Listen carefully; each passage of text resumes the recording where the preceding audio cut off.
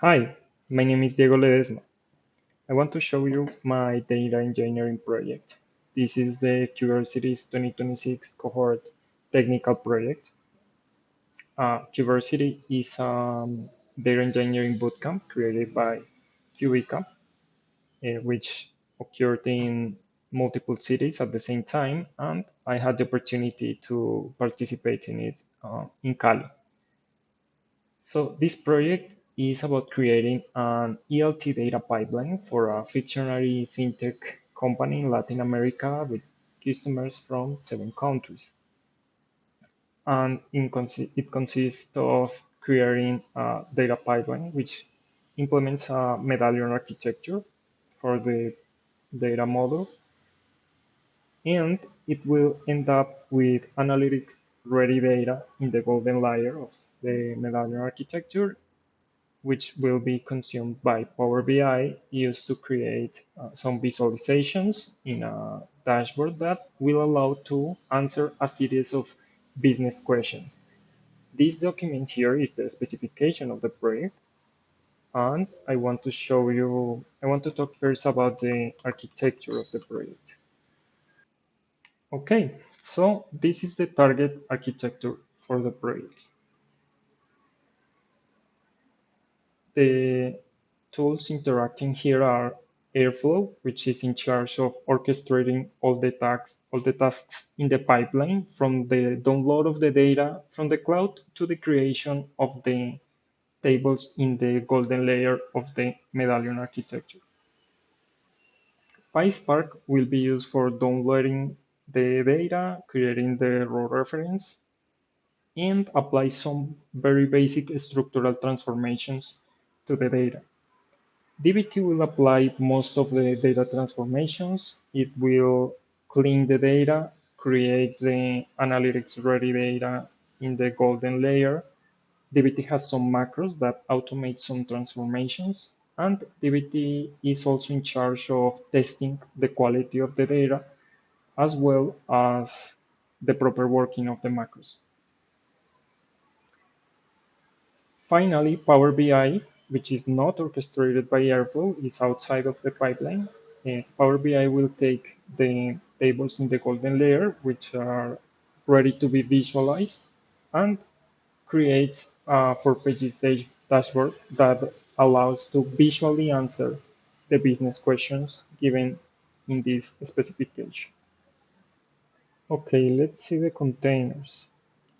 Everything in the pipeline is containerized, and the containers are managed and connected using Docker Compose.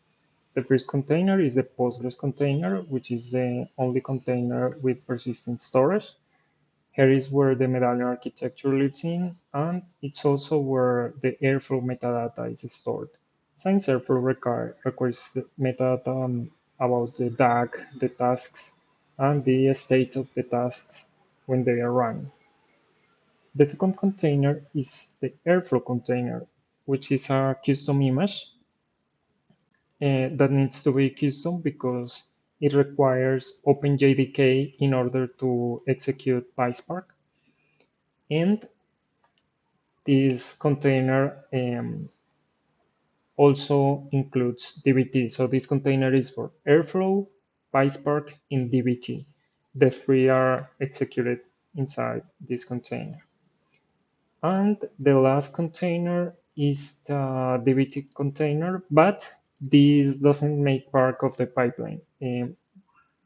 It's just a developer convenience, is for manual testing, but it's not orchestrated by Airflow, and it's not part of the data pipeline. Okay, let's see the pipeline in action. Let's see the state of the containers. Everything seems right. I just built up everything some minutes ago. So we can now connect to the Airflow UI, which we connect to using the port 8080, which is the port used by the Airflow container.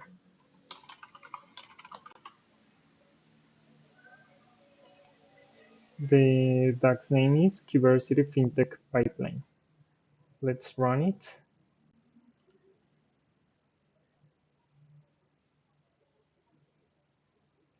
Okay, it's executing. Let's see the tasks. You can see the tasks here.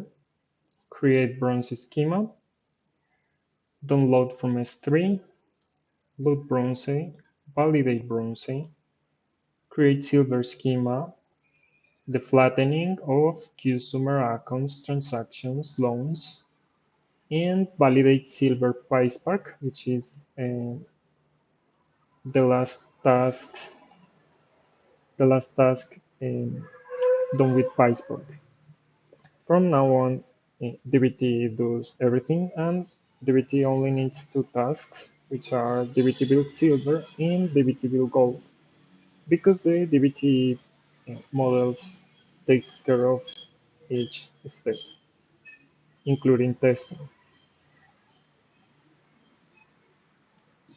The testing of DBT was run using DBT build, meaning that the testing interleaves with the running of the models.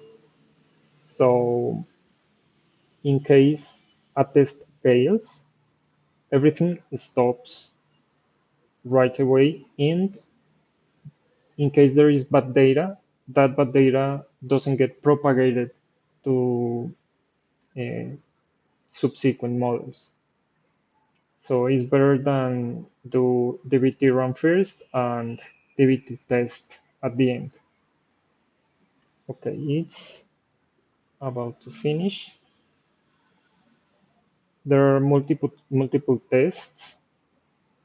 So the DBT tests for uniqueness of the IDs, not nulls, referential integrity, as well as singular tests for specific verifications like that a certain field should have a numeric value in a certain range. And it's done. Everything is okay. So I prepared some commands.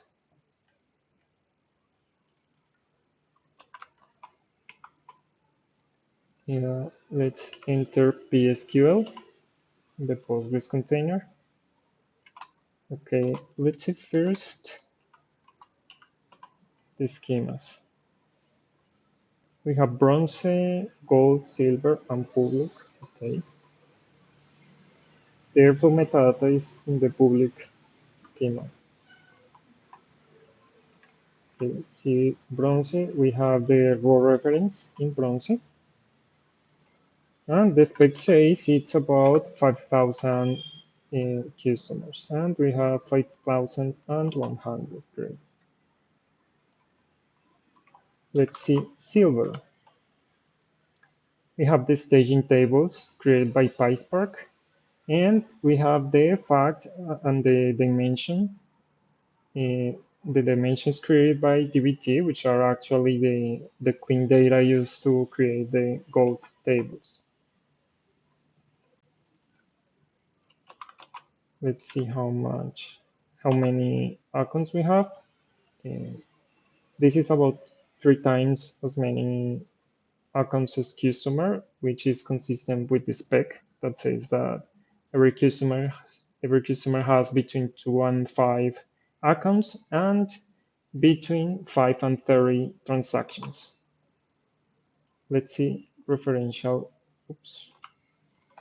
integrity. So uh, we're looking for account IDs that appear in the transactions fact tables, but they don't appear in the account dimension. And the returned rows is 0, which means that there is referential integrity.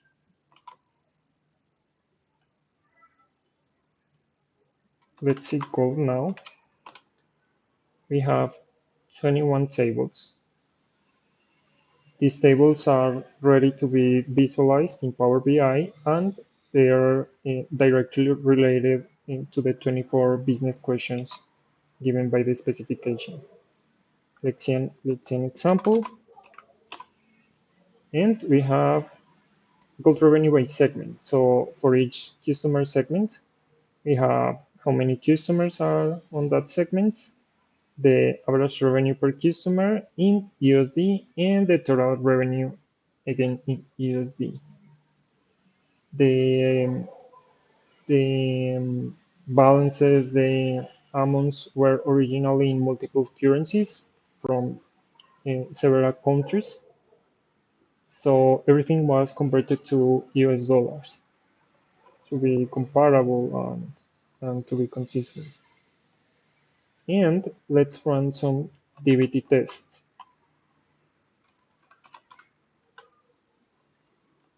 So here are the tests for silver.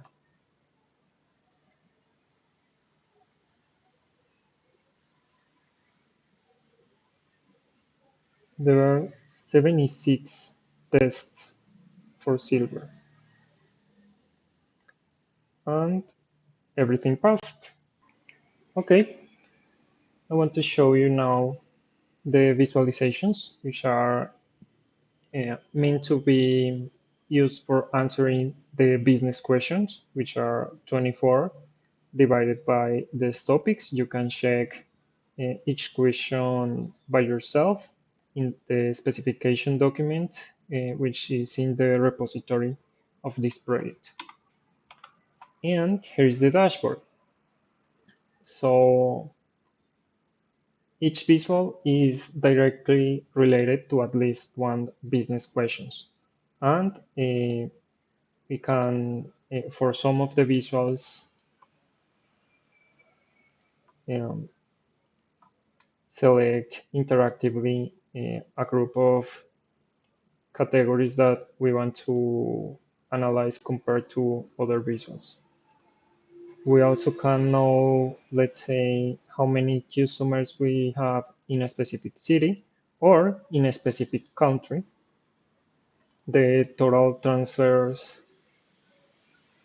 value by country or by currency, for example, in Colombian pesos, the volume or the count of transactions. We have here, okay, this is the executive overview. We have here revenue and transactions. We have here as well some interactive visuals. We have risk and credit, where we can as well select information for a specific country. In customer and engagement, where we can select a specific customer segment. So you can check by yourself the model view. Everything is pretty much ready to be visualized. A couple of tables needed to be connected, but the effort was minimal. Everything was pretty much ready to be visualized.